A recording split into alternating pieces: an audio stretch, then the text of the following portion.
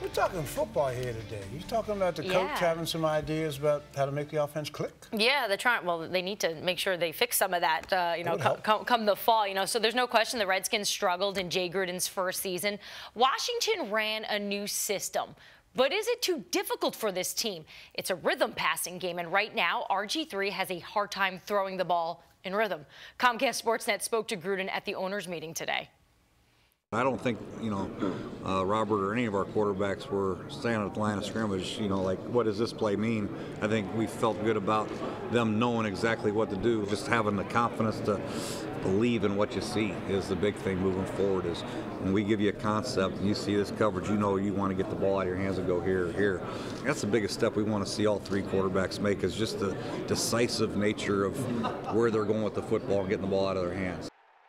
So the idea of processing, that's what Jay Gruden's, that's how I translate it, is he wants Robert, Kirk, and Cole to be able to process, see the defense as fast as they possibly can and get rid of the ball. You see, you know, the Peyton Mannings of the world, the Aaron Rodgers of the world, how quick, 1, 2, 3 gone, especially in that West Coast offense. All right, one other note involving the Redskins, the team sending well wishes to J.D. Gibbs, son of former Redskins coach Joe Gibbs and president of Joe Gibbs Racing. He is undergoing treatment for symptoms impacting areas of brain function.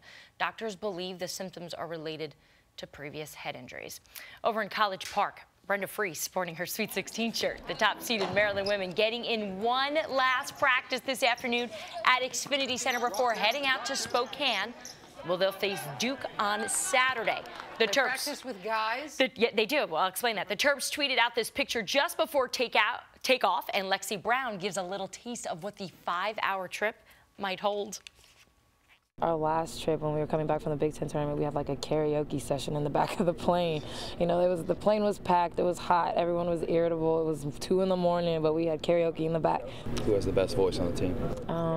Probably nobody. Yeah, exactly. That's diplomatic. Yeah, you heard Doreen mention that the Maryland team practices against men. A lot of the top women's programs in the country have men come in because they need top training to practice against, so when they play the best, they're ready to do it. Makes sense. Guys with big egos who are likely to get skunked. You know what? I know a lot of stories about men that played on those teams, and then they wound up making the men's team. So they use that as practice to try to make the men's squad, and some of them do it. The women made them better. Yeah, that's good. It's cool stuff. All right, so from a team gelling like the Maryland Terrapins to a team unraveling, the Wizards hosting the Indiana Pacers tonight. Their most recent loss, UGLY. The other team said they knew the Wizards would start arguing with each other and quit. Wow. The Wizards say that's not true. It's just perception. I didn't see no arguing, to be honest. I mean, I would tell you if it was, but I didn't see no arguing.